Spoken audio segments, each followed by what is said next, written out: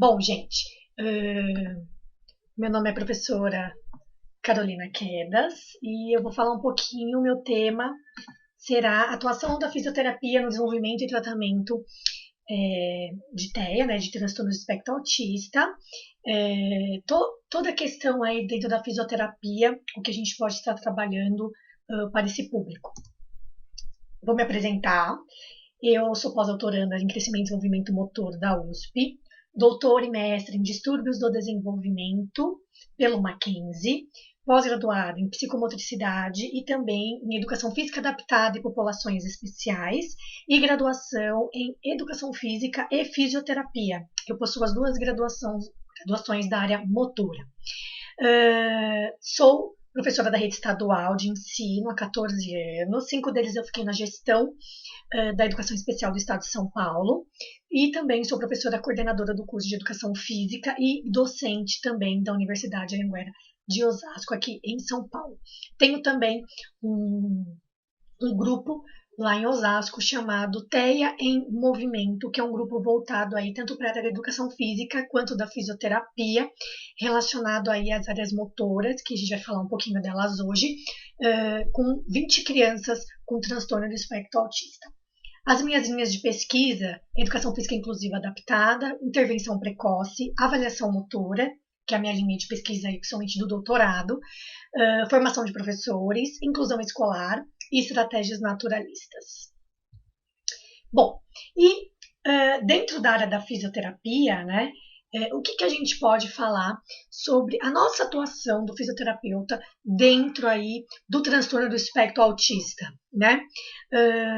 Uma das questões muito importantes, qual é? É a área motora. Por que a gente tem que estudar aí a área motora, que é uma área dentro da fisioterapia muito importante. É a área mais importante, né, que a gente estuda dentro da fisioterapia, a área motora. Tanto a área motora dentro de hospitais, clínicas, UBSs e etc., que a gente vai trabalhar em relação a isso. E dentro do autismo, desse mundo do autismo, a área motora é fundamental. E aí a pergunta: por que estudar essa área motora, né?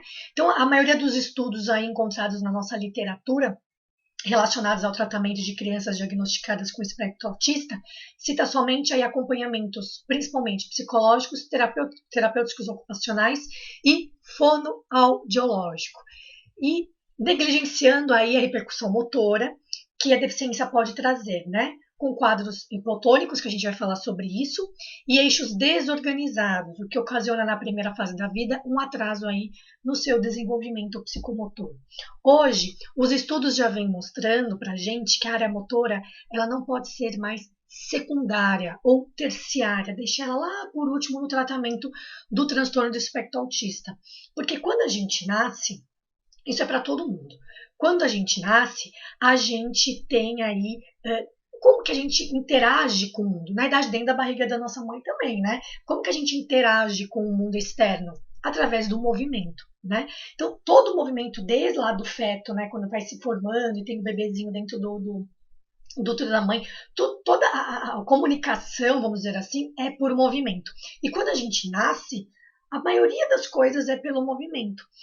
Lógico, tem o choro, mas a maioria é tudo movimento. Todos os gestos que o bebê faz, né? Tá com frio, tá com cólica, tá com fome, tá irritado quando ele abre os braços, o rosto, né, a carinha, quando ela franze. Então, tudo é questão de movimento. Então, a gente, desde pequenininho, né, desde do útero da mãe, a gente tem esse trabalho, né, da comunicação pelo movimento. Então, a base do ser humano é o movimento, é as questões motoras, que são fundamentais. Quando a gente nasce, a gente tem uma coisa chamada reflexos primitivos, que eles são base aí para o nosso desenvolvimento motor. Na verdade, o nosso desenvolvimento motor ele é realizado também desde o útero da mãe. Começa a ter o desenvolvimento motor desde o útero. E aí, quando a gente nasce, esse desenvolvimento ele vai aí se perpetuando aos meses de vida, e até hoje a gente tem alguns tipos de desenvolvimento aí e aprendizagens motoras significativas. E aí, o que é o desenvolvimento motor, né? É o campo de investigação que estuda o comportamento motor, habilidades e padrões aí generalizados e capacidades físicas em populações normais ou em diferentes aí faixas etárias. Estuda as teorias que fundamentam o sentido e significado do movimento humano no processo do desenvolvimento e aprendizagem humana. E estabelece princípios básicos para a fundamentação pedagógica. Isso é fundamental, porque todos os estudos, principalmente estudos de psicomotricidade, estudos da área motora específica, eles mostram para a gente que a área motora ela é fundamental para a aprendizagem. Então, toda a base que a gente tem em motora, toda a bagagem, a vivência motora que a gente tem, isso pode ocasionar lá na frente, por exemplo, no ambiente escolar ou num outro tipo de aprendizagem, de algum tipo de coordenação, de algum tipo de questões motoras específicas, pode estar relacionado com o seu desenvolvimento motor. E o que influencia o desenvolvimento motor, né? O que influencia essa motricidade? A maturação do sistema nervoso central, o quanto o seu cérebro está maduro. E o que tem a ver isso, né? Tem muito a ver. Por exemplo, hoje nasceram duas crianças. Uma com 7 meses, nasceu, né? 7 meses de gestação, e a outra com 9 meses. As duas no mesmo dia, na mesma hora. Daqui um mês, as duas vão ter 1 mês de vida. Porém, biologicamente, essa com 7 meses, ela não tem 1 mês de vida biológica. Ela tem 8 meses de vida biológica. Porque ainda as estruturas dela estão o quê? Se maturando. Começam a se maturar, começam a se desenvolver. Principalmente a área respiratória, né? Que é o final ali do nosso desenvolvimento fisiológico. Então, a gente tem uma questão muito importante, né? Então, quando essas crianças nascem, que elas têm 1 mês de vida, a gente não pode comparar as duas crianças. Por quê? Porque aqui nasceu de 9 meses e aí tem 1 mês de vida, ela já tem tudo maturado, ela já tem uma coisa que a gente chama de reflexos primitivos bem aí alinhados, reflexos de sucção, que é de alimentação, reflexos de proteção e reflexos de endireitamento, eles todos sendo moldados aí para quê? Para a sobrevivência desse bebê. Já o outro bebê de 7 meses, normalmente eles ficam na incubadora, pelo menos mais um mesinho aí para a questão do sistema respiratório, e depois eles já vão para casa.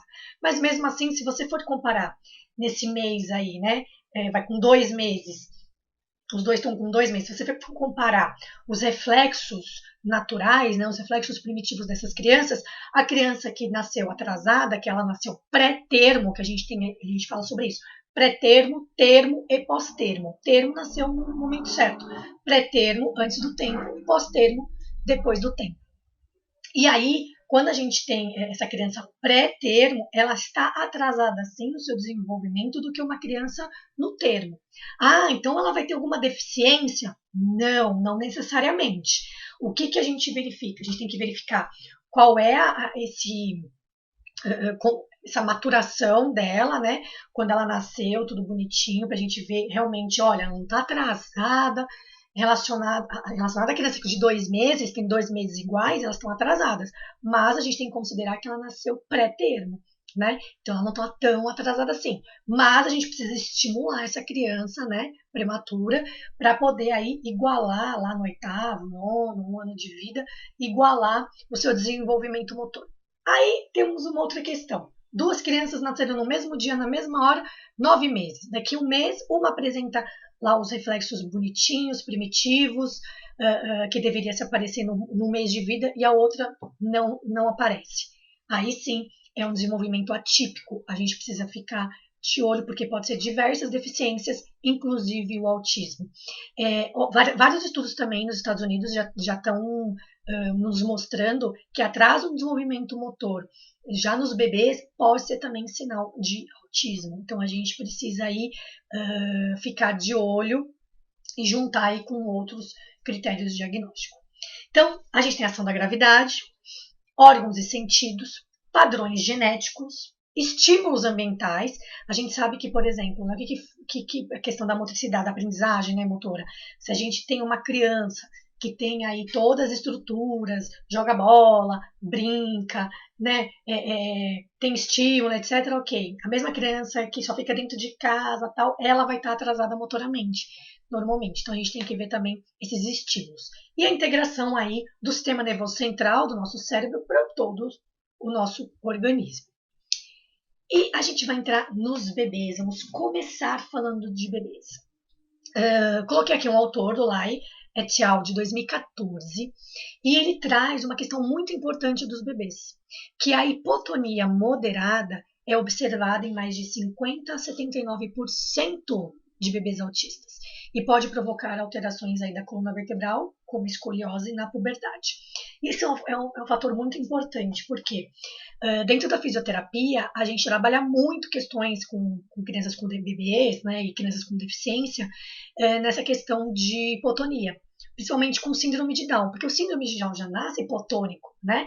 Ele vai ter uma normotonia aí lá na frente, ele vai conseguir sentar, ele vai conseguir andar, vai conseguir aí controlar cabeça e tronco, mas é bem lá na frente, porque a gente já sabe que ele é um síndrome de Down, ele tem o gene lá da hipotonia também, então a gente já tem esse quadro clínico que a gente já tem síndrome de Down, nasceu, estímulo, para minimizar aí essa hipotonia, para que ele consiga andar e se estabelecer melhor, né?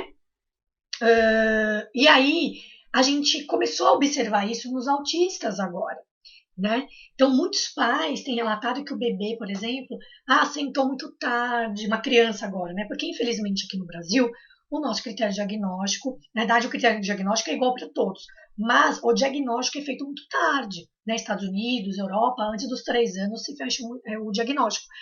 Mas aqui no Brasil, por quê? Porque as pessoas não têm muito acesso. A gente sabe que tem muitas famílias que têm aí crianças com transtorno do espectro autista que são muito humildes, que não têm acesso à saúde, né? A gente está vendo toda uma questão aí de saúde com que a gente está passando.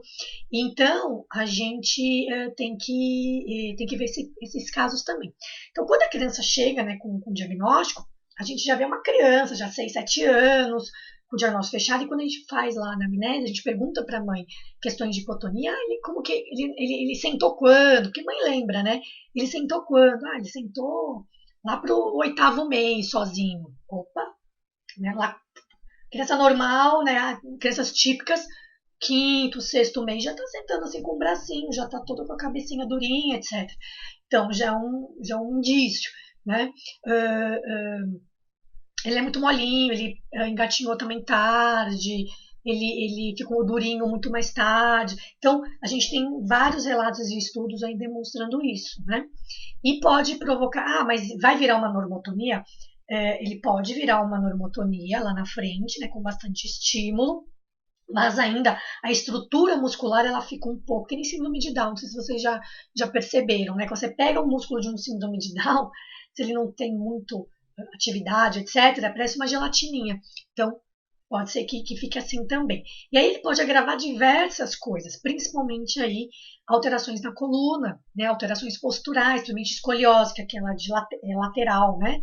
E aí influencia na marcha, no andar, dores de articulações, o andar mesmo, ou muito robotizado, ou aquele andar todo desorganizado. Então, além das questões sensoriais também que a gente tem que levar em consideração, tem as questões também musculares, que é muito importante um fisioterapeuta poder observar, fazer uma anamnese muito boa com essa criança, né, com esse bebê, ou essa criança, ou esse adolescente aí com autismo, para a gente entrar aí com uma intervenção motora muito forte, porque senão lá na frente não vai ser só o autismo, vai ser problema muscular, encurtamentos, pode ser dores, desconforto, pode ser até diminuição de amplitude de movimento, né, da questão dos nossos movimentos articulares, pode ocasionar um monte de coisas para esse indivíduo com TEA. Então, e o TEA tá lá, né, já é uma criança, um adolescente, aí um adulto que já tem o autismo, que já tem uma preocupação a mais, questão de comunicação, questão de comportamento, né, estereotipia, se tiver, e outras coisas, mas esses problemas aí que pode acarretar a hipotonia se não for muito bem trabalhada. Bom, Há um atraso aí também nas aquisições de movimentos naturais, principalmente de dissociação de cinturas. Não sei se você já viu isso, né? Se você já percebeu isso numa criança, né, num adolescente com TEA. Eles andam, o andar é meio robotizado, é um andar meio largado. Eles não têm muita coordenação muitas vezes. E essa dissociação de cintura é o famoso, isso aqui, ó. Né? A gente, que cintura que é? Só a cintura aqui, a nossa cintura? Não. Isso aqui embaixo se chama cintura pélvica, em cima cintura escapular. Então, esse movimento aqui, ó, que se deve fazer, principalmente no engatinhar, que treina isso. Por isso é muito importante a criança engatinhar, para ela fazer esse treino, né? Para depois ela andar e continuar a fazendo esse movimento natural. Então, muitas crianças com TEA, adolescentes, eles têm um andar mais robotizado ou desorganizado, que pode aí ter esse déficit, né, nessa aquisição dos movimentos naturais. Na primeira infância, e a gente começa a falar da primeira infância e idade escolar, a gente tem, que o fisioterapeuta tem que ficar muito, muito, muito atento, né, nas questões dos déficits motores. Então, a gente tem aí vários autores que eu coloquei para vocês, Honey, Leo Bresley, Leo, Writing Great, que trazem para a gente já déficits motores significativos em todas as áreas avaliadas. Aí eu pus do teste, mas eu vou explicar qual foi o teste, né? De equilíbrio, coordenação motora global e fina. Então, e de destreza, né? Que é a coordenação motora fina. Então, eles já trazem em seus estudos, muitos deles comparados com crianças com TDAH, inclusive crianças típicas, esses atrasos nas aquisições das habilidades motoras básicas. As habilidades motoras básicas, gente, deixa eu mostrar aqui para vocês. São essas: as habilidades manipulativas, locomotivas e estabilizadoras. Então, arremessar, quicar, chutar, lançar, rebater, cabecear, agarrar, rolar, andar, correr, saltar, saltitar, escorregar, escalar, rolar, se desviar, flexionar, equilibrar, estender, girar, né, ou posições invertidas. São todas habilidades motoras básicas que a criança, normalmente, ela já aprende com isso, né? Por causa de estímulos, tá dentro da escola, ela começa a ter vivências.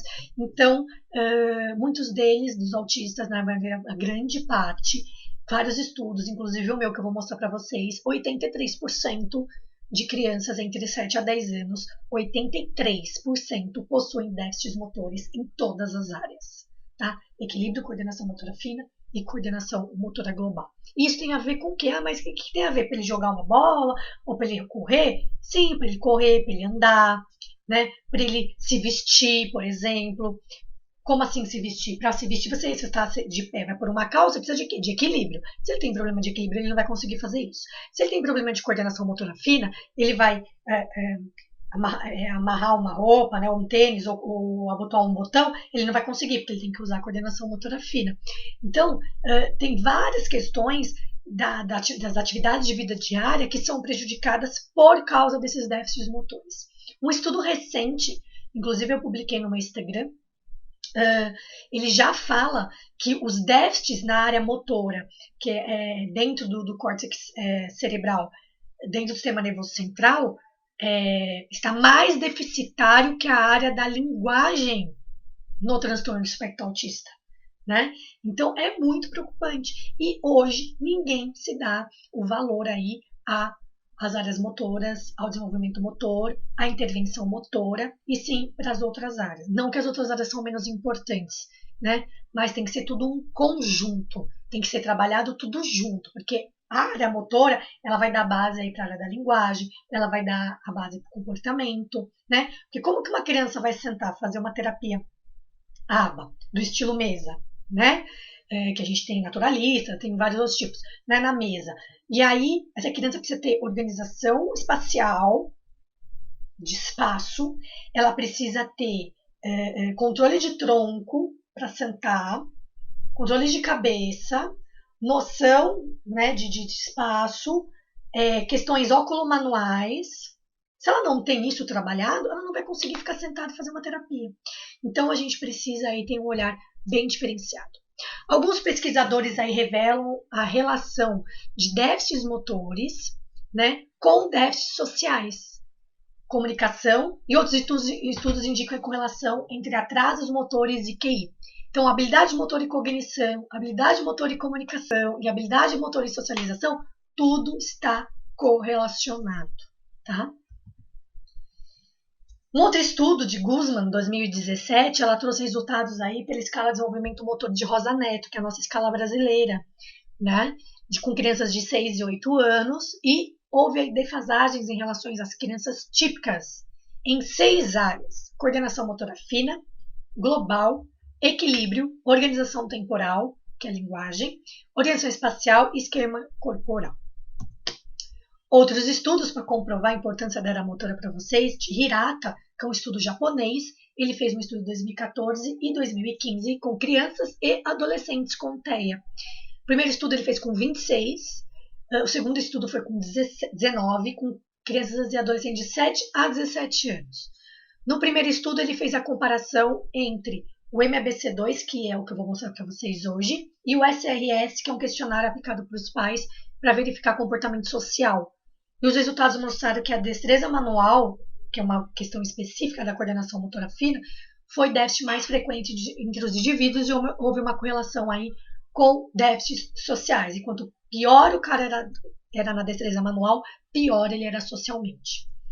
No outro estudo, então, com 19 crianças, ele verificou a gravidade de prejuízos sociais em crianças com TEA, se isso está relacionado com prejuízos aí sociais em crianças, com a questão das habilidades fundamentais, mas também com as habilidades da vida cotidiana. Ele fez, será que eles têm esses déficits? Isso vai prejudicar a vida cotidiana deles? Sim, ele comprovou que prejudica a vida cotidiana de todas essas crianças e adolescentes com TEA. Ba, em 2011, afirmou que o surgimento precoce de deficiências motoras tem um impacto nos aspectos do desenvolvimento social comunicativo, prejudicando a capacidade de uma criança, por exemplo, de interagir com outras numa situação de jogo, questões de socialização. Outros estudos, principalmente de Wilson, revelam que há conexão entre questões motoras, linguagem, cognição, e afirmam que o comprometimento aparece na infância e continua quando a criança é incluída em ambiente escolar. Os déficits começam a ficar em evidência, pois as crianças começam a vivenciar e receber estímulos motores e cognitivos diversos, diferentes. E aí, quando ela é requerida para ter certo tipo de ação dentro de um ambiente como escola, por exemplo, ele não sabe o que fazer, ele não tem essa bagagem, essa vivência motora para poder reagir a uma situação colocada numa sala de aula, por exemplo.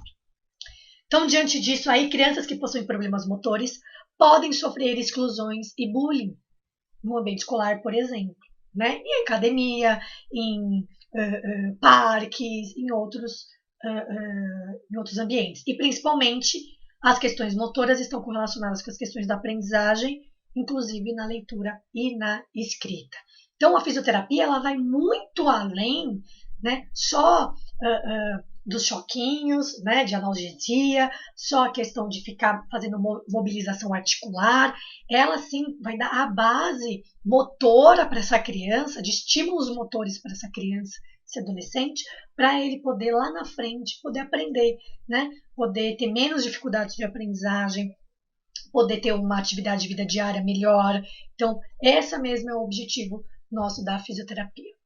Outros estudos aí realizaram, de verificar a questão do coeficiente intelectual do QI nas habilidades motoras básicas, Então, foram 127 crianças chinesas, todas elas avaliadas pela escala de inteligência Western e escala primária de inteligência. E as habilidades motoras foram desenvolvidas por subtestes motores do Inventário de Desenvolvimento Abrangente para bebês, ok?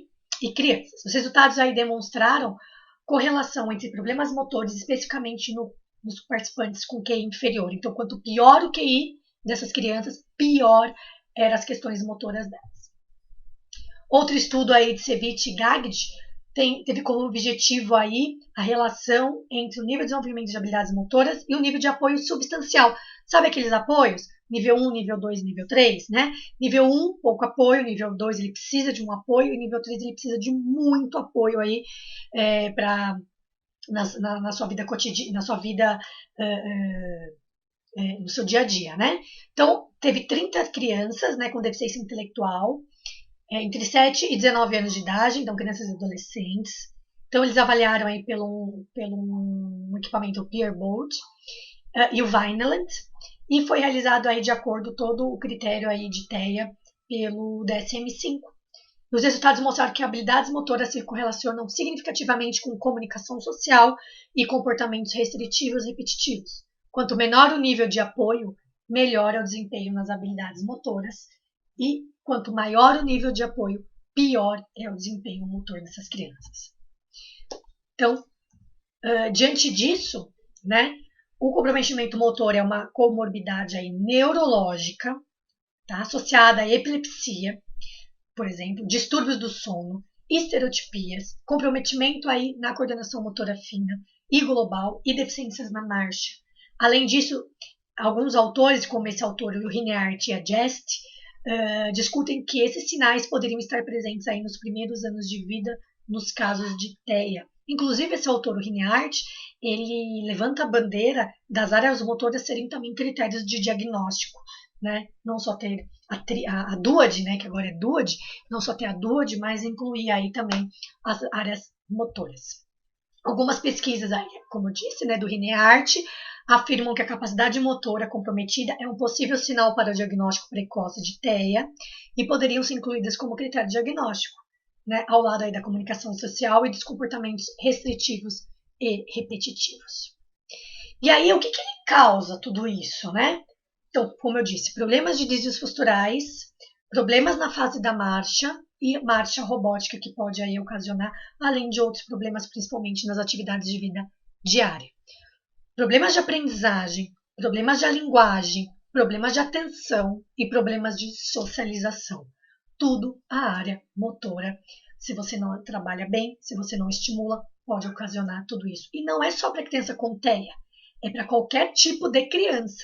Se eu tenho uma criança que não tem deficiência, ela não é estimulada, né? Ela não foi estimulada motoramente, e ela pode ter um problema de linguagem, ela pode ter um problema de percepção de si, né? Ela pode ter um problema de atenção. Para vocês terem uma noção, o TDAH, tem muito estudo de TDAH, né? Transtorno de déficit de atenção e hiperatividade, e eles fazem questões motoras, e todos eles, a maioria, dão problemas de quê? De equilíbrio. Porque o equilíbrio dentro do sistema nervoso central, ele está ligado diretamente com a atenção.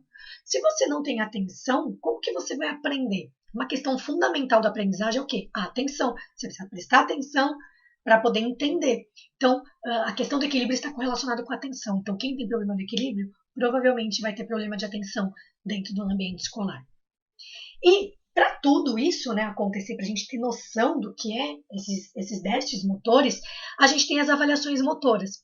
Então, de bebezinho, né, eu indico sempre a escala Alberta, que a gente verifica lá mês a mês todo o desenvolvimento motor dessa criança, ver se está atrasado, ver se está no tempo certo, ou se persiste algum tipo de movimento que não deveria mais persistir, tá?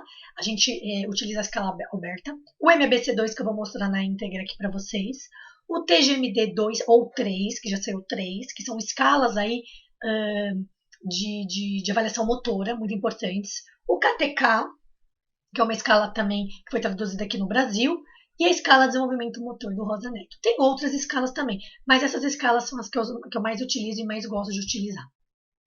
E eu vou apresentar para vocês um pouquinho a minha tese de doutorado. E o que a minha tese fala, né? Então, aí foi uma adaptação transcultural do MABC2, que é esse teste que eu falei para vocês, e avaliação de crianças com TEA em 7 a 10 anos. Eu peguei esse teste, peguei a banda, que são 3 bandas, de 3 a 6, 7 a 10, 11 a 16. Peguei a de 7 a 10, que é uma banda da área escolar, né? E apliquei nas crianças, tá? Eu fiz várias correlações, inclusive correlações de QI global. E eu vou mostrar para vocês alguns videozinhos do teste. Então, ele avalia destreza manual, habilidades com bola e equilíbrio, que é um teste que a gente pode estar utilizando, principalmente o fisioterapeuta pode estar também utilizando para poder fazer a avaliação motora aí dessas crianças. Olha o videozinho. Todos são autistas.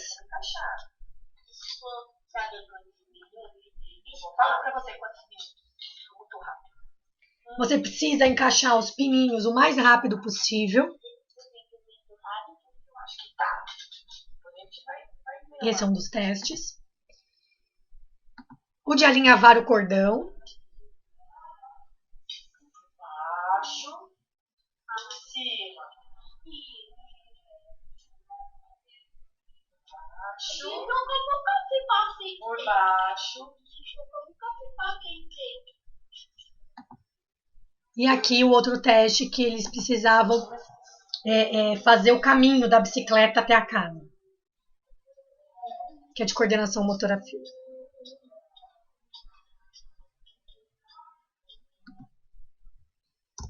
Um outro teste são esses testes aqui de habilidades com bola, tá? Com bola, com saquinho de feijão. Esse daqui ele tem que lançar, bater no chão e pegar. Esse menino foi o melhor dos testes, tá? Olha que lindo. Opa! Muitos deles não conseguem. E aqui tinha que jogar o saquinho de feijão no alvo. Olha o tipo de movimento que ele tem. Ele é hipotônico, esse menino. Já dá pra ver. Olha o que ele tem que fazer. Ele não faz movimentos de associação. Ele fica com os pés parados. Ele joga, né? Muito descoordenado. E aqui os testes de equilíbrio. Equilíbrio na trave. Que ninguém praticamente conseguiu. Eles ficaram no máximo 3 segundos. Muitos meio segundo, né? E o teste fala para você ficar no mínimo, se você bater o nível, né? Ficar aí no mínimo aí 30 segundos parado. Isso é uma coisa básica, amarelinha, né? De novo, o objetivo aí é saltar com os pés nos tapetinhos e chegar em equilíbrio com um pé só nessa bolinha vermelha. Muitos tiveram problemas. E aqui, teste de equilíbrio na linha no chão. Um pé na frente do outro. Mas tinha que o calcanhar juntar com a ponta do pé. Muitos não conseguiram. Então, nesse meu estudo de doutorado, mostrou para mim, né, que 83% das crianças que foram avaliadas, que foram 40 crianças, 83 possuíam deficiências motoras. 14% é um sinal que pode haver aí deficiências lá na frente motoras, né, déficits motores, e 3% não tinham nenhum tipo de deficiência motora. Então é uma questão muito preocupante. E a fisioterapia, ela vem para quê? Né? Para minimizar esses déficits muito importantes. Melhorar a interação com o meio. A funcionalidade dessa criança, desse adolescente, desse adulto com TEA. E melhorar o aprendizado motor dessas crianças. Melhorar aí tanto motoramente quanto cognitivamente lá na frente. A psicomotricidade explica muito isso, né? Quem gostou dessa parte, vai procurar sobre a psicomotricidade, que ela explica detalhadamente sobre isso. Então, a fisioterapia, ela é fundamental. A área motora, ela é fundamental para estar junto com o quê? Com as outras terapias, não menos e não mais, mas estar junto, no mesmo objetivo, trabalhando aí em conjunto com o TO, com o fono, com o psicólogo, para ter o quê? Todo mundo tem um trabalho aí objetivando o mesmo foco, né? Que é aí a autonomia e independência dessa criança, porque é isso que a gente quer, que ele seja autônomo e independente, mas tudo tem que estar alinhado, né? Não adianta a gente trabalhar só a questão da fala e não trabalhar o quê? As áreas motoras. Não adianta a gente trabalhar questões aí de atenção dentro de sala de aula, a gente não trabalha o equilíbrio. Então, a gente precisa ter esse conhecimento, né, neuropsicomotor que a gente fala, para poder aí ter uma visão muito mais ampla do transtorno espectro autista, porque é bem complexo, e se as áreas não trabalharem juntas, uma coisa sempre vai faltar. Nos modelos de Denver, por exemplo, né, principalmente os modelos de Denver naturalista, eles falam muito sobre isso, que a área motora é muito importante, que ela precisa ser trabalhada junto, e que muitas vezes quem é da área do Denver naturalista vai trabalhar né, na terapia do Denver naturalista e vê que essa criança tem problemas motores. Então, eles param esse trabalho para voltar na área motora, para fazer estímulos motores para depois ele voltar para a terapia. Porque sem a base motora, eles não vão conseguir estar aí rendendo em outros tipos de terapia. Bom, gente, acho que já deu meu horário, né? A gente começou aí 15h35, já deu aí, acho que 40 minutos mais ou menos. Eu quero agradecer o convite do pessoal da Jornada de Autismo. E eu quero deixar um convite para vocês. Eu tenho 2 e-books, o Autismo na Escola, um guia para profissionais de educação física, que é a minha outra área também, e 11 atividades psicomotoras para crianças com TEA. Então, quem quiser, é só pegar o celular, tirar uma fotinha aqui no QR Code que vai direto aí para os livros, para os e-books, então são baratinhos, etc. Mas é muito conhecimento também. Uma coisa que eu falo sempre, né? Que o conhecimento a gente não pode reter. Eu fiz doutorado, estou fazendo pós-doc, mas eu não posso reter meu conhecimento. Eu tenho que disseminar o conhecimento, porque o conhecimento não é só meu, é de todo mundo. Ainda mais para outros profissionais e para as famílias dos autistas também, que é fundamental. Então, tudo que vocês aprenderam aqui hoje, disseminem, passem, né? Multipliquem, porque é muito importante. Espero que vocês tenham gostado, espero que tenham tido aí uma visão diferenciada da área motora. Comece a pensar nos grandes benefícios que essa criança, esse adolescente, né, esse adulto com TEA podem ter nessa estimulação motora. E o fisioterapeuta também tem que fazer parte aí da equipe multidisciplinar. Aqui estão minhas redes sociais, quem quiser me seguir e acompanhar meu trabalho. Quero agradecer de coração e temos perguntas. Mandaram para mim aqui que a gente tem algumas perguntas. Bom, exemplos de atividades aí que podem ser colocadas dentro da sala de aula, né? Então, atividades aí, se você... Depende, né? Depende da atividade. Mas habilidades aí circuitadas, né? Você pode afastar as cadeiras e você pode fazer uma atividade de circuito, de rolar, de engatinhar, de jogar bolinhas em cestos. Isso auxilia a coordenação motora global. Pode fazer aí jogos de boliche, que verifica a questão óculo manual. Então, tem vários tipos de atividades que a gente pode estar trabalhando dentro da sala de aula, que pode estar estimulando aí as questões das habilidades motoras básicas. Mais perguntas? Sim, com certeza, ajudam sim no tônus muscular, é importantíssima, né? Como eu disse, né, a questão da hipotonia, por exemplo. O que é hipotonia, né? É a contração do músculo em repouso. Então, eu estou aqui sentada, paradinha, por quê? Porque o meu tônus muscular está contraído em repouso, o cérebro está mandando informação para esse tônus e a gente não fica caído, não fica jogado, né? Então, essas atividades ajudam, sim, no tônus muscular. Principalmente atividades de 4 apoio, atividades da criança ficar... né, brincando aí de engatinhar, de cachorrinho, né, pegar as coisas. Esse tipo de atividade, ele vai fortalecer a região dos paravertebrais, né, e região dorsal, que é uma região que a gente precisa trabalhar, principalmente para a postura. Então, isso auxilia muito, muito, muito. Mais alguma pergunta? Para ativação das áreas de concentração, o desenvolvimento motor para TEA pode ser feito em grupos? Então, normalmente, né, as atividades, principalmente na área motora, nas terapias em geral, para o TEA, são individuais, né? Dependendo do nível da criança e dependendo de como ela já está motoramente, cognitivamente, né? Todo um contexto, aí a gente pode inserir ela no ambiente de grupo por uma terapia, tá? Mas a indicação é uma terapia individual, ok? Que na verdade, em todas as terapias, a indicação é essa para o TEA individual. Mas, por exemplo, eu também sou psicomotricista, eu estava atendendo, né, crianças que agora estou com outros projetos, eu não estava tendo tempo. Então, quando eu estava atendendo minhas crianças com TEA dentro da psicomotricidade, muitas vezes eu trabalhava em duplas, para trabalhar junto à socialização, principalmente irmãos que trabalhavam juntos, etc. E isso auxiliava muito. Então, cada caso é um caso, né? Questão do grupo aí, dependendo com quem você vai falar, eles não vão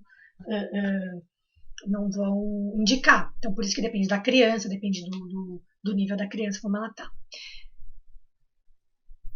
Mais alguém?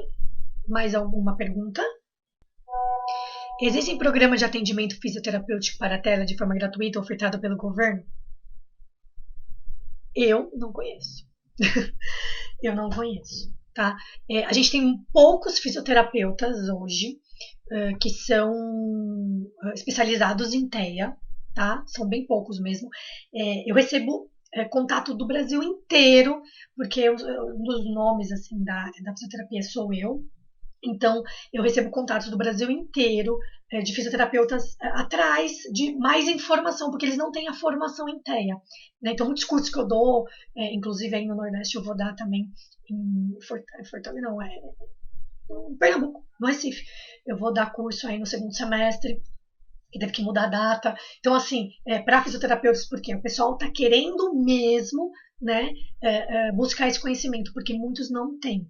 Né? Normalmente, os fisioterapeutas que trabalham com TEA, ou porque trabalham em clínicas que são multi e tem já os pacientes com TEA lá, os clientes com TEA, que aí eles já fazem, e aí eles são obrigados a ir atrás, mas muitos não têm aí um estudo específico, etc. Né? Então, a gente tem esse problema na área da físio, que muitos não são especializados, né, nessa área. Mas tem muita gente correndo atrás e tem muita gente aí querendo informação e conhecimento. Mas eu desconheço. Em São Paulo tem o meu, que na verdade eu moro em São Paulo mesmo, na Zona Leste, mas eu trabalho em Osasco, na universidade. Lá na universidade eu tenho o projeto TEA em Movimento, tá? Com alunos da físio e da fisioterapia. Comportamento repetitivo e estereotipado das mãos. O corpo todo pode ser amenizado com atividades lúdicas ou escolares na escola? Então, os estudos não mostram para essa área, né? Os estudos mostram questões de atividade física, tá? Que que dependendo da atividade física de moderada, leve para moderada, alguns estudos têm demonstrado a diminuição das estereotipias, tá? Vamos trabalhar com estudos. E lógico, junto com outras terapias, porque ninguém faz milagre sozinho, tá? Então tem uma diminuição aí das estereotipias, porque tem às vezes muito a ver com ansiedade, né? Com um monte de coisa aí que acontece com a criança, né? É uma manifestação do corpo dela com reação a alguma coisa feliz ou com alguma coisa que está irritando ela. Então, uma coisa de comportamento. E também com questões hormonais, né, porque ela começa a ficar muito excitada ou muito nervosa, e aí ela tem muitas vezes a estereotipia. Então, as questões da atividade física já tem demonstrado em alguns estudos que faz a diminuição dessas estereotipias, inclusive melhora do sono dessas crianças, que muitas crianças com autismo têm problema de sono por causa aí da comorbidade, principalmente da hiperatividade, por exemplo. Mais alguma?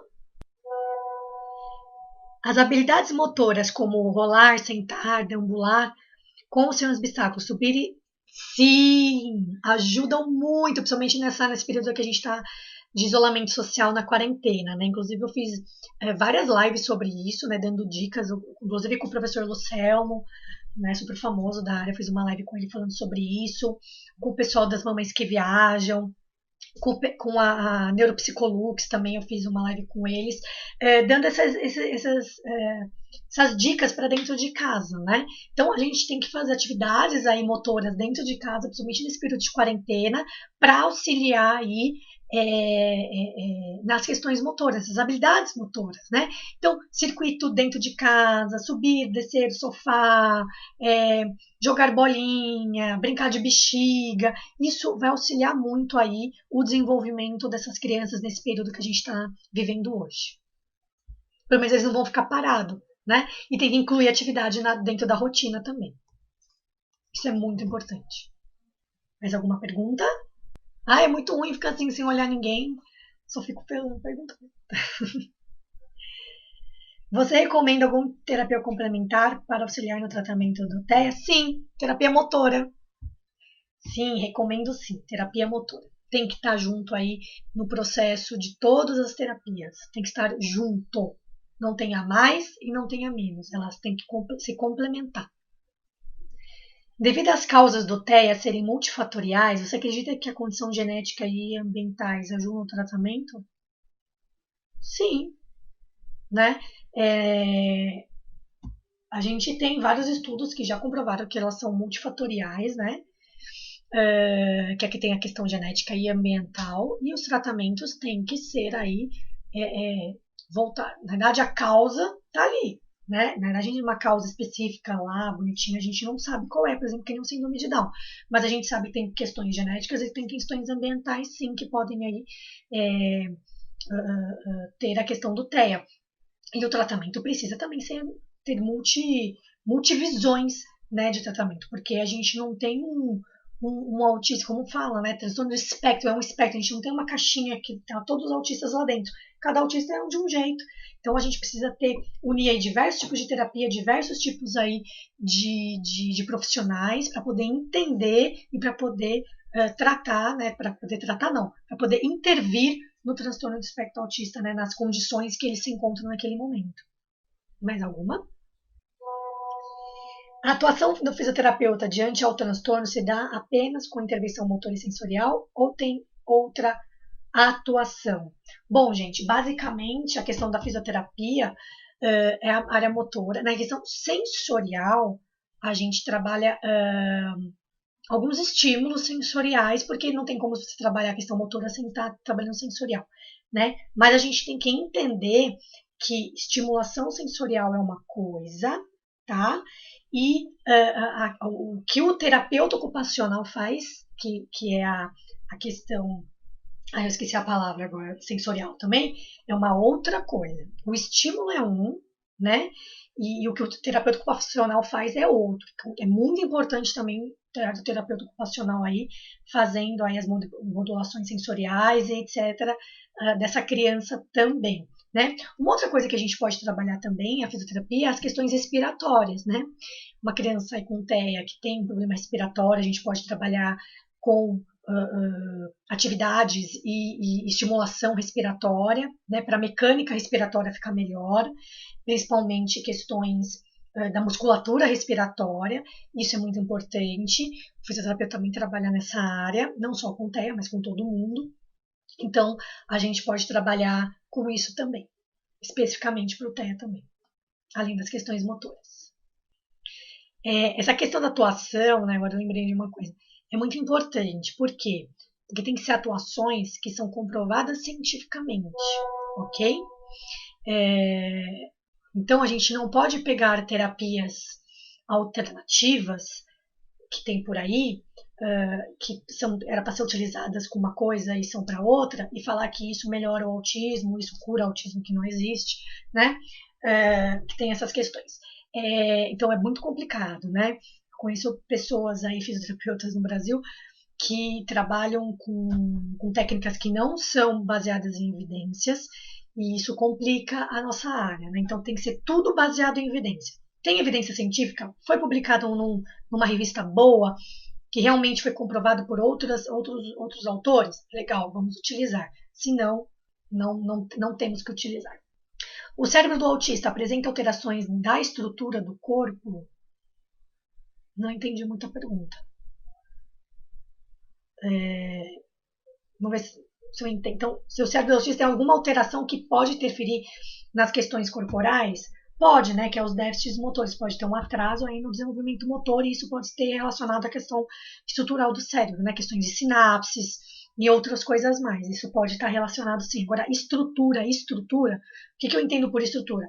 Mãos, braços, pernas. Isso é estrutural, né? Estrutura, não. A estrutura que a gente tem. Não, se ele nasceu com todos os membros, toda essa estrutura bem definida, ok. Mas a ação dessas estruturas pode estar deficitária por alguma alteração dentro do sistema nervoso central, por esse atraso no desenvolvimento. Sim, a ecoterapia é muito recomendada, tá? É uma terapia específica, né? Também é aplicada por fisioterapeutas e tem outras pessoas também que aplicam, mas não é só físio, mas tem outros também que aplicam. E ela é recomendada sim, a ecoterapia ajuda muito, principalmente no controle de tônus, né? Tônus muscular, nessa questão do equilíbrio da cabeça, né? Pescoço e tronco.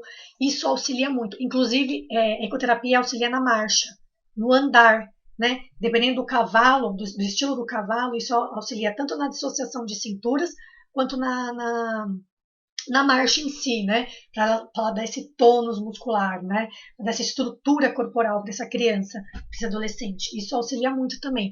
O problema é que a ecoterapia, se você vai fazer uma terapia a parte, ela é cara, se ela não é oferecida pelo governo, ela é cara, né?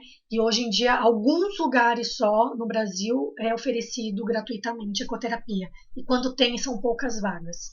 Então, é um tipo de atividade de terapia muito cara, né? Se você não ganha do governo.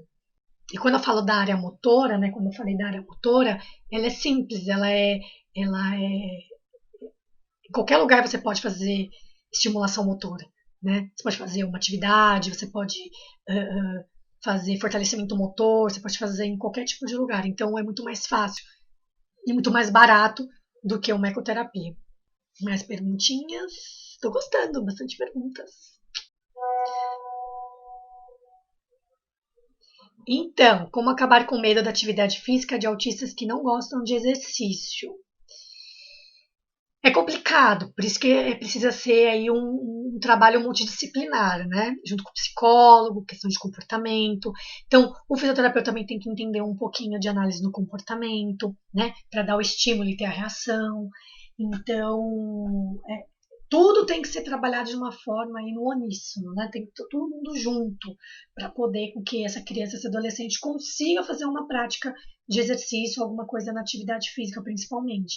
Então, tem que ser tudo trabalhado, tudo aos pouquinhos. Você não vai pegar e vai jogar lá dentro, né? Então, tem que ser tudo aos pouquinhos. E é um trabalho multi aí, tem que ser todo mundo junto.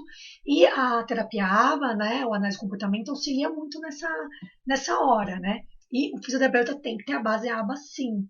Por quê? Ah, mas por que você está falando só do ABA e as outras não? Porque é a única que tem aí mais de 80% aí baseada em evidências, né, científicas. Então, tem outras aí e tal, mas a que é baseada em evidência científica, muito, né, mais de 80% é a análise do comportamento. Então, nós temos que aprender um pouquinho. Mais alguma coisa? Nossa, tem bastante gente, eu gostei. É que eu não consigo ver vocês daqui.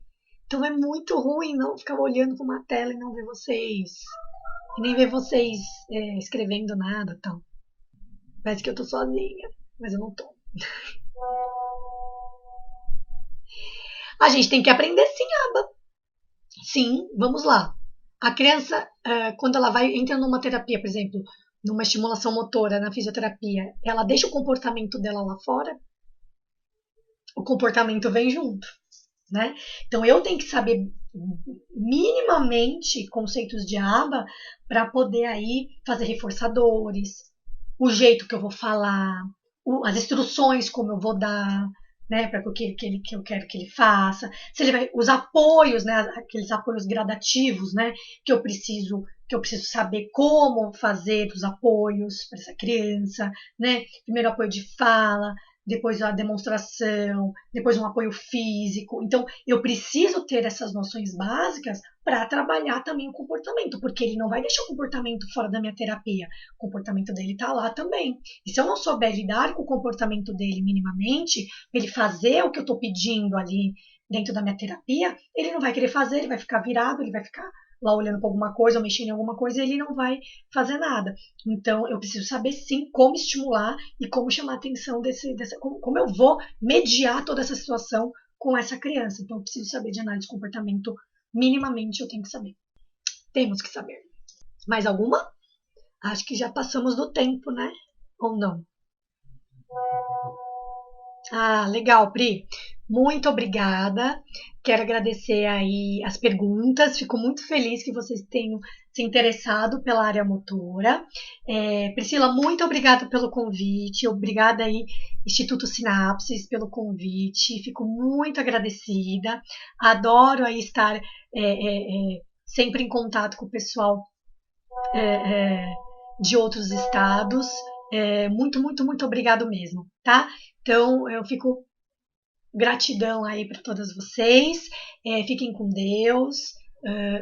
Aguentem mais um pouquinho essa quarentena. Espero ter passado informações importantes para vocês. Os meus contatos, se vocês pegaram aí, só mandar um recadinho lá no direct, no WhatsApp não, do Instagram ou no Facebook, que eu respondo para vocês. E é isso, gente. Muito, muito obrigada. Gratidão a todas vocês. Tchau, tchau.